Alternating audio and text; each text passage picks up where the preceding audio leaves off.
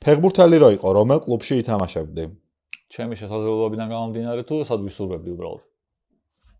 ჩემი შესაძლებლობიდან გამომდინარე ვითამაშებდი საქართველოს ჩემპიონატის მეოთხე ლიგაში, ვიქნებოდი სათარიგოთის გამზე.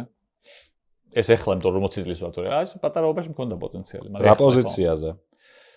კაი, ოცნების გუნდში ვითამაშებდი მაშინ. ბარსელონაში ვითამაშებდი, ვიქნებოდი ლევანდოვსკის ამოვაგდებდი და გუნდიდან გავაგდებდი, იმიტომ რომ ვიქნებოდი 9 ნომერი და ვიქნებოდი ცენტრფორვარდი, იმიტომ რომ მთელი ბავშვობა როცა ფეხბურთზეც დავდიოდი, თამაშობდი თავდასხმად. და ვინ იქნებოდა შენი მწვრთნელი? ეხლა ვინცა ფლიკი. არა, ზოგადად თუ ჩემზე იქნებოდა არჩევანი თუ იქნებოდა გვარდიოლას არ ვისურვებდი თავდასხმელი მწვრთნელად, იმიტომ რომ გვარდიოლას ფეხბურთში 9 ნომრებს აი დრე არ უდგათ ხოლმე.